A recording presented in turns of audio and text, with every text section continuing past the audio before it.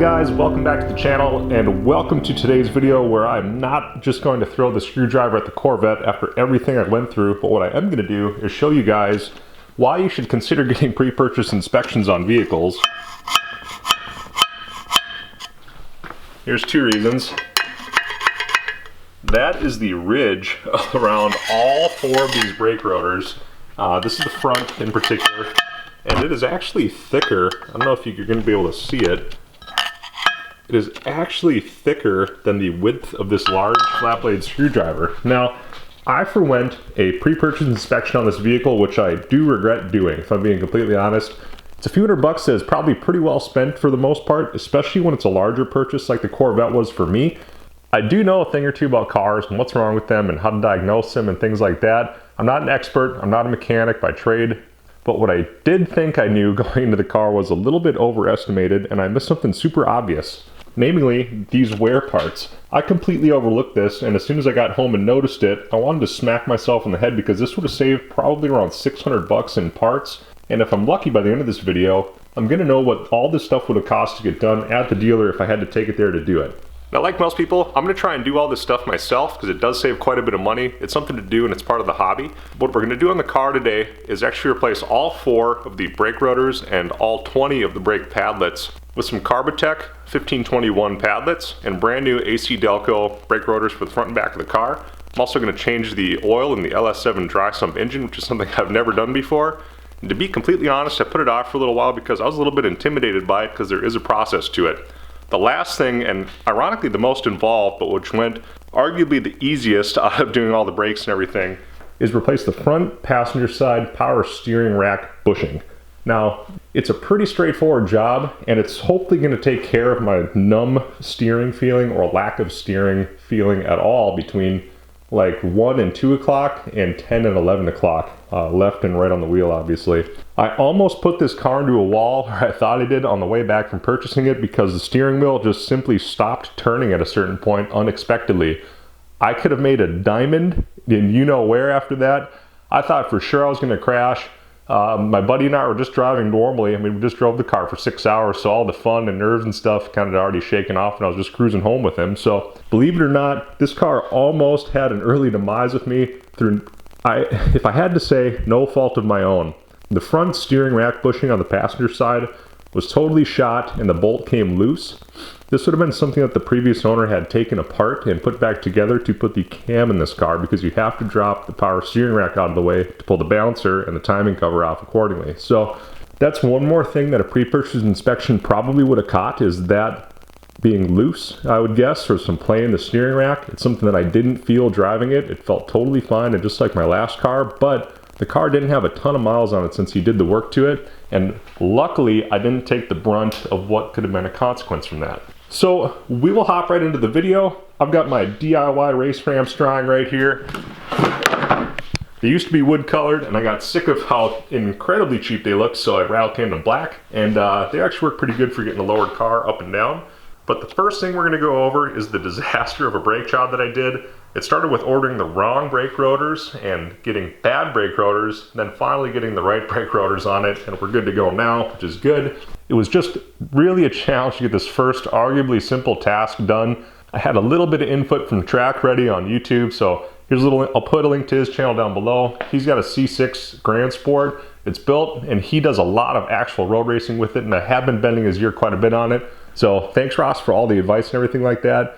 We've also been putting our heads together just a little bit on the 3rd gen, and I think there's going to be some cool stuff happening with that car too. So enough rambling on, let's hop right into the video, and we'll start doing some work on the Corvette, and hopefully have a better driving car when we're all done with it.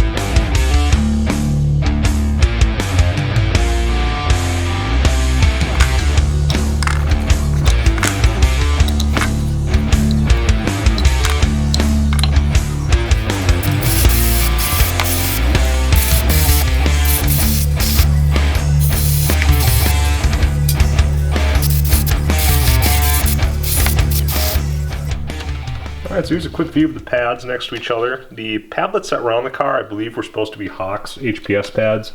They're probably about half life on them.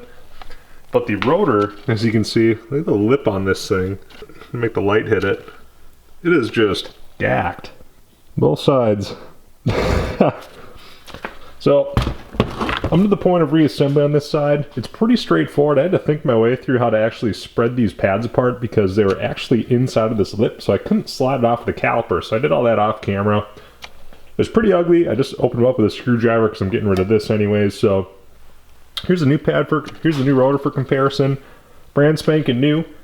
And first step is going to be putting grease on all the little slides and the caliper pistons and everything, and I'll put the padlets in. Once I'm done with that, I'll go ahead and slide my new rotor on, and hopefully the caliper is just going to slide right on it.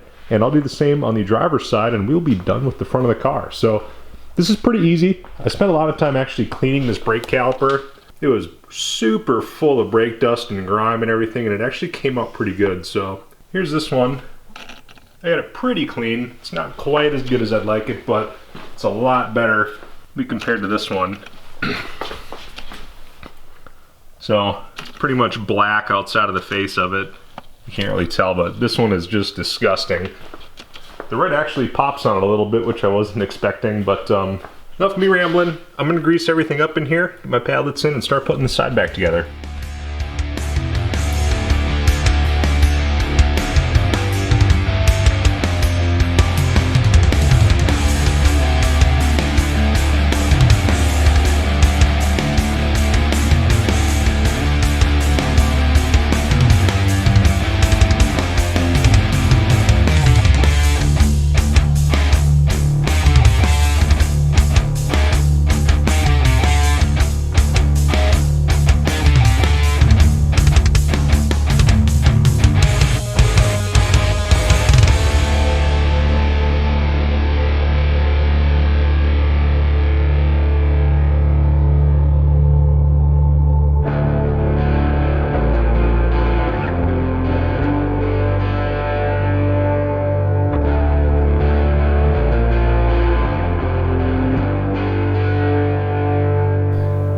Alright, so after a long evening of getting the calipers and everything ready for the new brake rotor and padlet installation, I found out that the rotors that I went through hell for with shipping and Amazon to get are actually for a C6 Z51 car. They're a little bit smaller than the Z06 stuff. So I went to go fit them up on the front of the car, and the padlets actually overhung the rotor a little bit, which was clearly wrong. And I actually got Duralast brake rotors, and they showed up in one day, and they're about $100 cheaper than the OEM one. They're the same thickness and diameter. The only thing they aren't is coated. They don't have that gray coating. That kind of bummed me out because at a certain point they're going to get rusty in the middle, and that bothers me. So we'll see how long I put up with that, but they should be pretty good for street driving and some autocross stuff.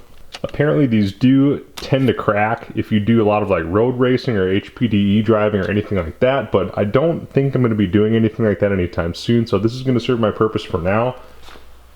Getting the OEM replacement ones from AC Delco online were probably a week or two out, and the car was already apart and on jack stands, so it just made more sense to get the Duralast ones this go around and see how they hold up. So I'm going to get this stuff unpackaged. Everything is cleaned up from last night. The calipers are looking pretty good. I got most of the brake grime off all of it, so I'm going to go ahead and start installing the rotors. I'll be taking the caliper bolts off, cleaning them up on the bench with the wire wheel. I'll be putting some blue thread locker on them, and they're actually torqued pretty high. I've seen a couple of figures, 125 and 129 pound-feet, so I'm going to make sure they're good and tight. Then after that, the car is going to be ready to go down, and we're going to go bed in the brakes tomorrow. So let's get right to it.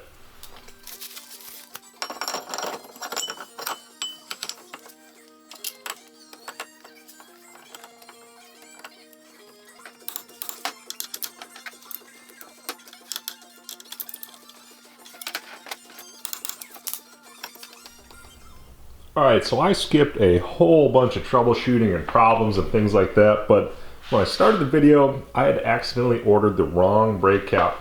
I had accidentally ordered the wrong brake rotors online. These are C6 Z51 rotors. You'll see in here, they are a smaller diameter than the Z06 ones, but little did I realize that these were actually going to come in handy because everything else is the same about them. The thickness, how they fit on the wheel hub, everything. It's like an OEM rotor. Now, that's about how new brakes look. Everything's clamped down and torqued. I'm not going to drive on it, obviously. This is for mocking it up because I suspected that I had a bad new rotor, and I think I do. These actually don't fit the front of the car. Now I'm looking at the AutoZone rotor, which is the correct diameter, and a very, very similar rotor to what the OEM one was. It looks almost identical. The front brakes got really, really hot last night, and as soon as I actually snugged up wheels like this, it becomes almost impossible to turn. I mean, I was putting a lot of weight on it there, and this thing barely spins, but as soon as you actually loosen the rotor again, it spins fine. It's the weirdest thing. Now, all that I have noticed when I was doing a little bit of troubleshooting, this is something that really stumped me for a while, is that the inside padlets, you might be able to hear it wiggling there just a little bit. The outside ones, they get tight. So I did some looking, and it appears that the rotor actually doesn't sit deep enough on the hub, whether it was cast that way or what it is.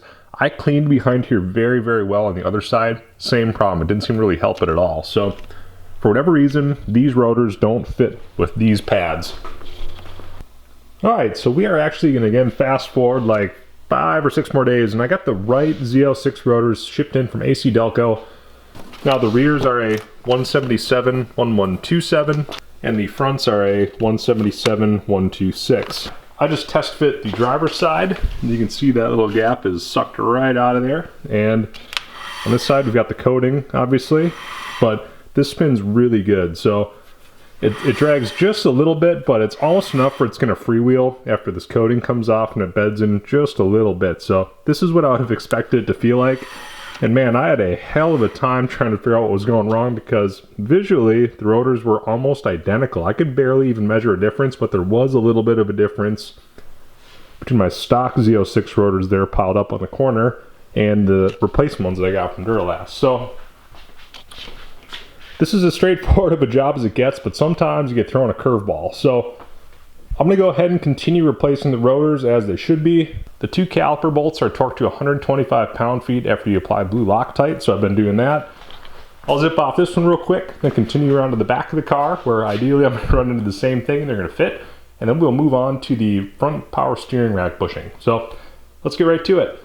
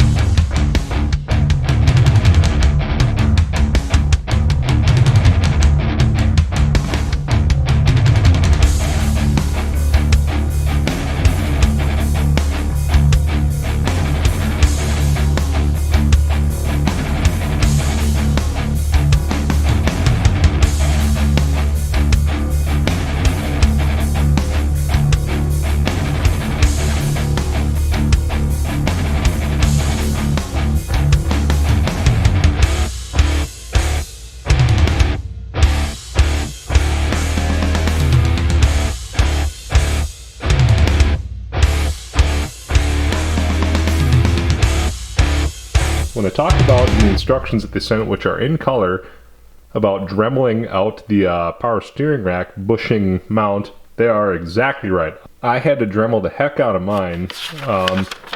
There's a couple of flat tangs inside of it. I don't know what you'd call them, I guess. There's a couple of flat spots, so they should be oriented up because they're going to butt up against the power steering rack. The last thing that I have a little bit of a gripe with is it says use a pry bar to pull the rack towards the driver's side and up. There was a 0% chance that I was going to be able to do that, so I actually ended up going to the passenger side. The steering box was hitting a whole bunch of lines and stuff up under the car. It must be for the ABS. It's whatever's coming off this module. You have to forgive me. I'm still a little bit Z06 ignorant, so I don't know exactly what that module is for, but it sure looks like it'd be the ABS controller module.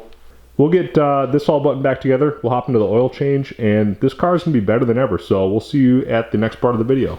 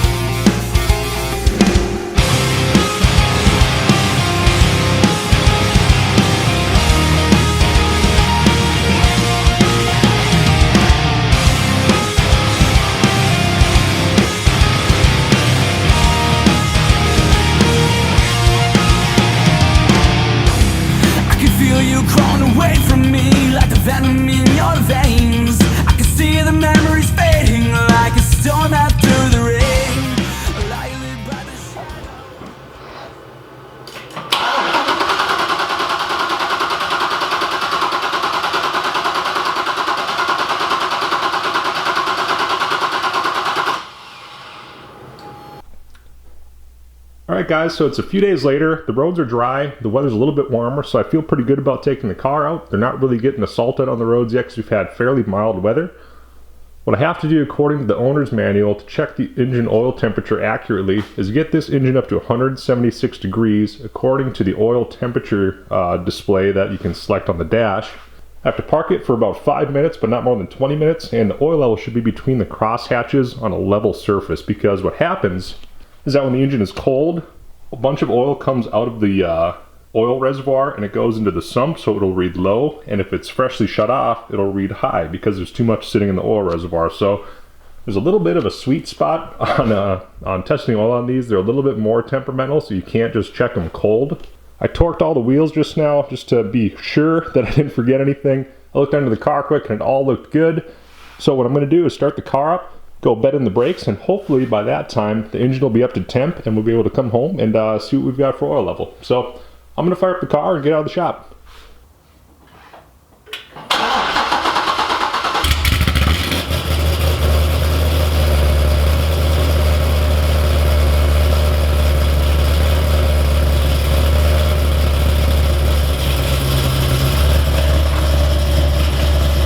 Alright, so Centric website recommends actually taking the car up and down from about 65 miles an hour 4 or 5 times to bed them in. They say moderate braking, basically. Don't jam it, but it's moderate. So I'll stop it pretty quick, but not as hard as you possibly can. I don't think that's the idea either.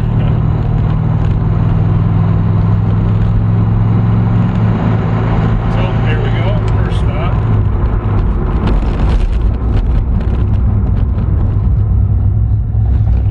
I'll do about 10 miles an hour is what they recommend. Well, I'll say that so far, the car actually seems to be steering a lot better. There's not nearly the slop that there was from, I guess, like 10 and 11 o'clock to 1 and 2 o'clock. It was super, super noticeable before, and actually right now it's pretty well taken care of. So I'm pretty happy with that, and to be completely honest, there's not really that much left to do on it. Okay. Alright, so on pretty much our second stop here.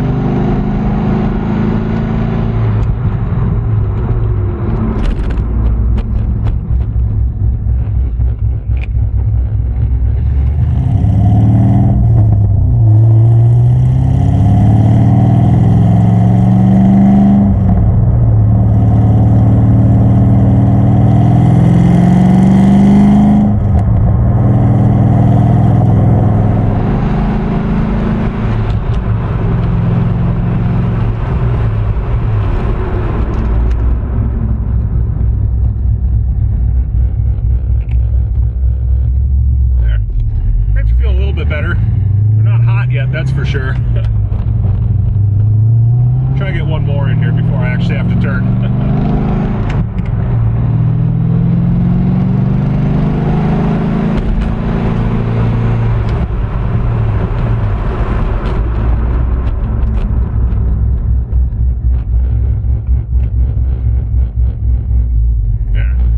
Good now.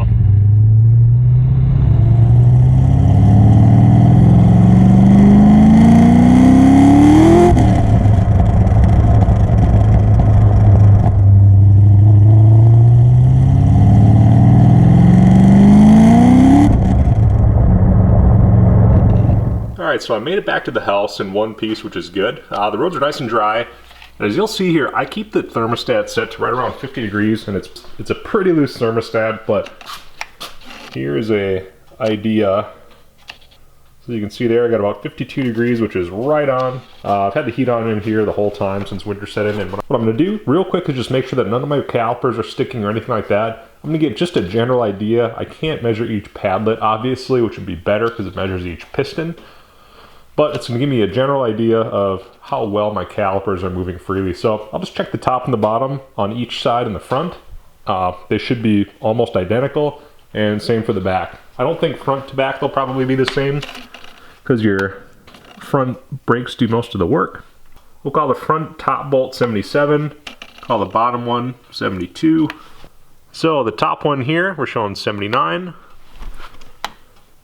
Bottom I'm showing 70, so they're pretty much spot on. It's what I would like to see.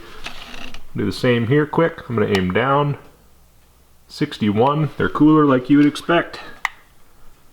65, 66, and 62. So the rears are actually a little bit different, but a couple of degrees to be completely honest. I'm not going to worry about it. They are fresh brakes, and the pistons probably move a little bit different each time you actually go ahead and drive it. So I'm not going to worry too much about a couple degrees, but generally they're the same. I'm going to let this sit for about 10 to 15 minutes at the most. I'll try and split the difference at 12, and I'll check the oil, and we should be done with this video. Alright, it's like checking any oil. Instructs you just to wipe off the dipstick first. Nothing crazy. It's been sitting for 12 minutes, something like that. So, as you can see here, the crosshatch area is really wide. It actually goes from the top hole to the bottom hole. Right in the owner's manual it says anywhere in here is acceptable. So, some guys are going to wait 7 minutes, some will wait 12, and it's going to change the oil level. So they kind of give you a really wide spread, which leaves a little to be desired, but I am all the way up at the top hole. So it's all the way up to here. I think I'm good to go. I don't think I'm overfilled. That's something that you should worry about as well. But yeah, I think I'm good. So I was really confident that everything's working good on the car, and to be honest, this was actually a pretty good learning experience on this car. I'd never dealt with padlets before, never dealt with that dry sump oil change. I've never really dealt with taking apart any of the steering stuff on these cars, and it was a little bit unnerving, but to be honest, it's not that bad. It's just nuts and bolts, no different than the Trans Am or the IROC Z. If you guys have projects at home that you're a little bit nervous to take on, a lot of you guys watching have a ton of experience, and a lot of you guys are also new to the hobby. So don't be afraid to take it on. You're gonna make mistakes. I ordered the wrong parts. I got bad parts the second time. I made mistakes trying to get the power steering rack out. All that stuff is kind of done off camera and you just don't see it, but there's a lot of swearing and a lot of mistakes and time just totally lost on these things. And I'm no different than anybody else. I'm just lucky enough to be able to edit it out. So, hope you guys liked today's video. The next one's going to be on the 3rd gen again, which has been pretty popular, and I know a lot of you guys are here to see that, so I'll be bringing as much of that as I possibly can. I'm going to try and hang on to that car for a long time and do a lot of the mods that you'll get on a 1LE car and try and make it stock appearing, I guess, but a pretty quick little car that's going to drive really good. So, hope you guys liked today's video. If you did, give it a thumbs up. If you're new to the channel, definitely hit that subscribe button and come back for more Z06 content. I'll have some stuff for the WS6 coming soon, and especially the new IROC Z, which has been a big hit on the channel. So thanks for all the support, guys. We'll see you guys in the next one.